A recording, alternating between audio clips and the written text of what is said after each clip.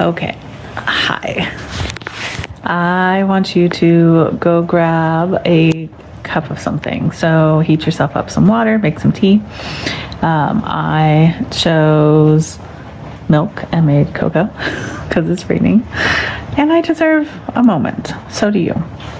But today I really want to talk to you about this concept of creating a magical Christmas for our kids.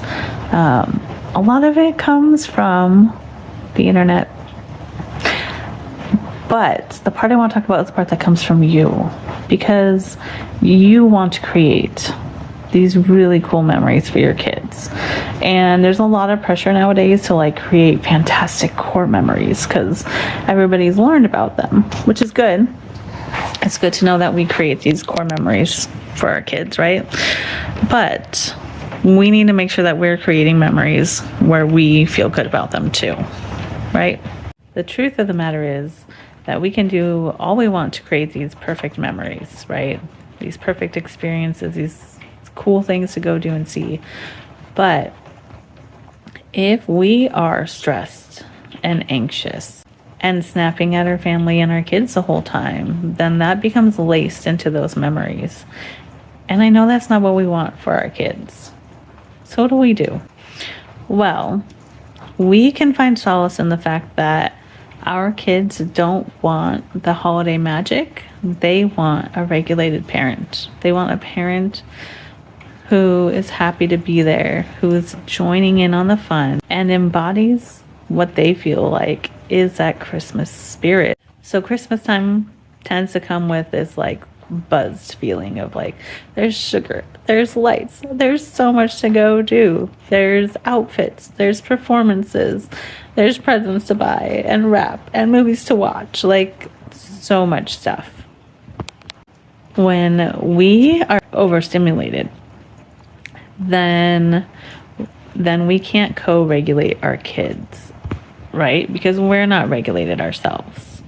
So when they have a sugar crash, we crash with them. They melt down, we snap. They say no, and then we end up saying no to maybe some fun things we wanted to really do. But it's just a little reminder. If you find yourself snapping at your kids right now or your spouse and you don't know how to stop, first of all, you're not alone. This happens to all of us when we get overwhelmed and overstimulated. Second, check your sensory input. You aren't the Grinch.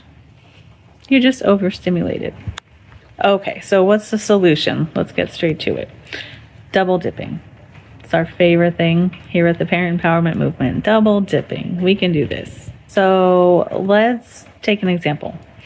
Don't do the chore and then make time to play, right? Let's do the chore together. But we need to remember to lower our standards. So if the chore is, sweeping the floor, guess what? In 2 minutes, that floor is going to be dirty again anyways.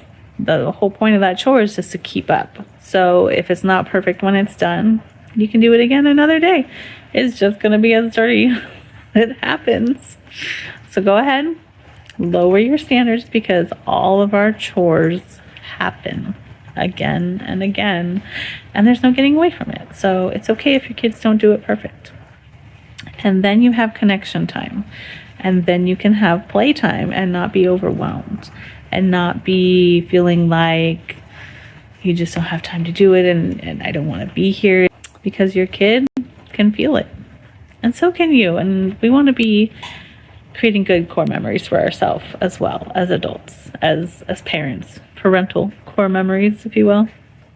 Other examples of this are making the cookies, right? They can be ugly. Doesn't matter what shape they are. They still taste good. They can have the ugly frosting. Doesn't matter if it's not Pinterest perfect.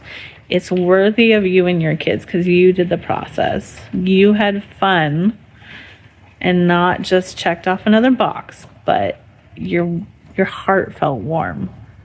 Your kid's heart felt warm. And you can think back on it and go, oh, I did that. I really wanted to do it. And I executed it well because I felt good and they felt good. Who cares what the cookies look like? And our last tip here is going to be swapping out that bucket list for a joyful list. So not all the things we have to get done, not every single possibility for winter, for Christmas time, for December. Instead, pick the few things that make you feel joy and include your family in them. And it will feel so much better. Guess what? The world won't end if you buy those store-bought cookies this year instead of having time to bake and decorate them. The world will not end if you throw on another Christmas movie and watch that with your kid instead of going out and spending more money. The world will not end if you choose to do one gift for each person instead of a pile, because you'll be there and you'll be happy and you'll be doing something together instead of being stressed because of finances or lack of time or lack of resources. People value people more than you think they do. So give it a try. Because the best gift you can give your family is a well-regulated parent who isn't running on empty. If this resonated with you, we have a whole community over on Facebook and Instagram where we talk about this stuff daily. Come and join us. And you know what? Take a minute, sip that tea and cocoa if you haven't, and be gentle with yourself today.